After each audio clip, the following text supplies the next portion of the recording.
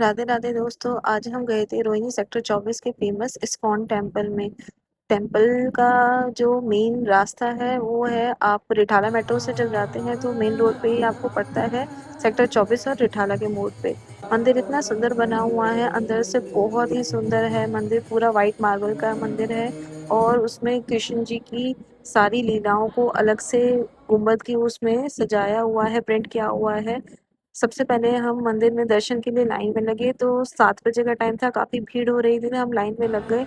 जैसे ही भगवान के दर्शन की बारी आई, भगवान जी के दर्शन इतने सुंदर और इतने प्यारे हुए क्योंकि आरती का टाइम था, तो रश भी काफ़ी था। पर जैसे ही भगवान को देखा, कृष्ण जी को, उनको देखते ही सारी थकान दूर हो गई।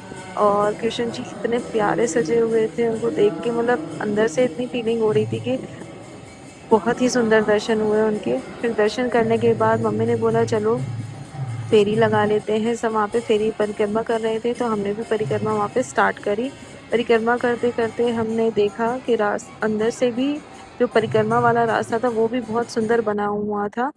अंदर पूरा वाइट मार्बल का था और सब जगह इतना अच्छी कलाकारी हो रखी थी।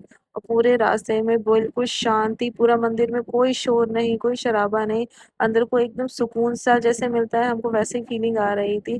और सब जगह कृष्ण जी की अलग अलग लीलाओं की फोटो लगी हुई थी जो देखने में बहुत सुंदर लग रहे थे। कहीं उनकी बाल लीलाएं थी, कहीं पे उनकी गोपियों के साथ लीला थी। फिर हमने 12 परिक्रमा पूरी करी और दोबारा दर्शन की लाइन में लग गए हम। अथर्व और मैं थोड़ी देर के लिए वहीं पे कान्हा जी की मूर्ति के आगे ही बैठ गए थे। वहाँ बैठ के मन को इतनी शांति मिल रही थी, इतना सुकून मिल रहा था। 15-20 मिनट हमने वहीं पे बैठा और उनको देखा और थोड़ा नाम जप किया, राधा राधा। फिर अथर कहने लगा मम्मा ये क्या लगा हुआ है, तो मैंने उसको वो सारी पेंटिंग्स दिखाई जो ऊपर आसमान में लगी हुई थी। और फिर आरती का टाइम शुरू हो गया तो आरती के लिए हम वहाँ पे रुक गए और हमने आरती पूरी देखी और आरती में हम वहाँ शामिल हुए। आरती भी बहुत अच्छी थी, कम से कम 10 से 15 मिनट आरती चली। सबने वहाँ पे आरती एंजॉय करी, भगवान के दर्शन करे। जैसे ही आरती खत्म हो गई तो जो वहाँ के पुजारी थे उन्होंने वहाँ के पट बंद कर दिए। फिर भी हम 10-15 मिनट वहाँ बैठे क्योंकि वहाँ बैठने में इतना सुकून मिल रहा था। फिर हमने कुछ फोटोज क्लिक करी और फिर हम प्रसाद लेके घर आ गए।